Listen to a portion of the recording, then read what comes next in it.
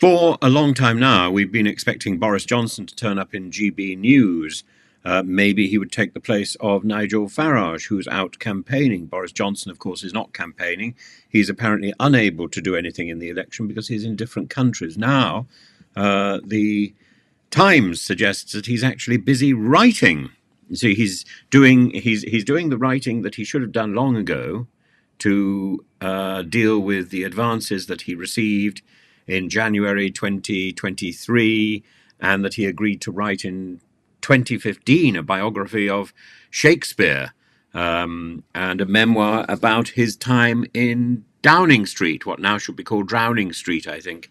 And I imagine those two books will be a sensational read, because Johnson, even if he's not exclusively writing the books himself, Johnson is very readable. Johnson is a phenomenal writer. And so whether he's doing all the research, whether he's collecting everything together, whether he's relying on somebody to heavily edit, or whether he is literally doing it all himself, this is what he does. And he's very, very good at it. He is a wordsmith. And Lee Anderson and Jacob Rees-Mogg, under the Ofcom rules, as well as probably Nigel Farage, cannot appear on GB News. So GB News is now looking a little Spartan, but thankfully that propels the much better journalists like Tom Thingamy, whatever his name is, to a position of relative importance and out of the back room, where he's been doing stuff to do with the organisation of GB News. I think getting Tom back there in front of the cameras is the right call, and I think suggests the future for GB News altogether. And as for whether or not Boris Johnson ends up on GB News on a long-term basis or in the short-term future, God knows. He will always be interesting because he's an interesting individual. Whether he's right or not, that's an entirely different matter. Whether he would have been better Prime Minister than Rishi, whether he should have been replaced by Liz Truss. All of these questions will be pondered over by history. I personally think that anything would be better than Liz Truss. And I think Theresa May was a major mistake. If I had had control of the situation, which of course I didn't, I would not have got rid of David Cameron. I would have insisted on Cameron staying because that's what he'd promised to do. And I think people, particularly senior politicians, should keep their word. Not keeping their word is a form of deceit. So David Cameron fell into that form of deceit. Boris famously fell into another form of deceit. Theresa May fell into a form of chaos, which isn't so far removed. And she triggered that movement where slogans became more important than words. And although slogans had been used very much by Tony Blair, by Cameron, by Boris Johnson, they tended to have some sort of meaning within them. From Theresa May onwards, that meaning was vacuous. And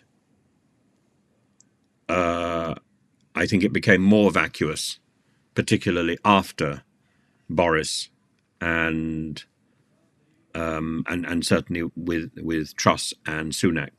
The slogans on both sides of the House, incidentally, do not mean anything, and became the go-to vocabulary for answering questions, and that is hugely regrettable.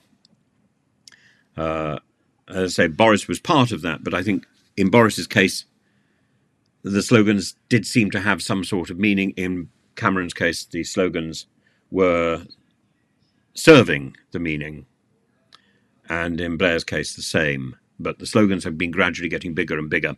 And the person who is probably responsible for that is Saatchi, in alliance with Thatcher, for the 1970s election, Labour isn't working. One of the most brilliant slogans ever invented, and the fact that the slogan was accompanied by a photograph of people in a dole queue, whether they were actors or real people doesn't matter. It was a superb piece of advertising that captured the moment and catapulted Thatcher into power.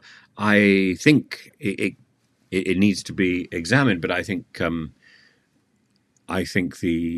particular slogan was more influential, really, than the chaos of the Callaghan government. The Callaghan government might have held on, and certainly the civil servants and the Queen were poised for another Callaghan government. It was not as certain as the present situation, which seems so clear-cut, that Keir Starmer will be the next Prime Minister.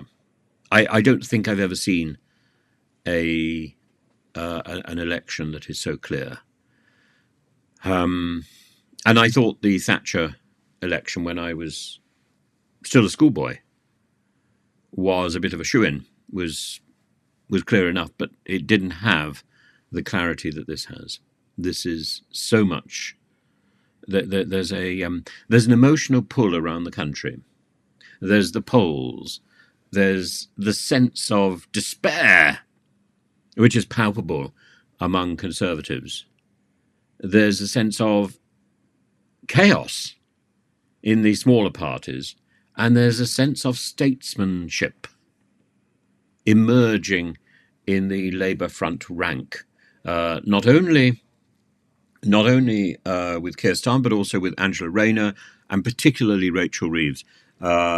There's a dignity which I haven't seen since the days of Ben and the two brothers, Ted.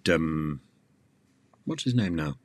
Ted and the other fellow. Anyway, right, I have gone on enough.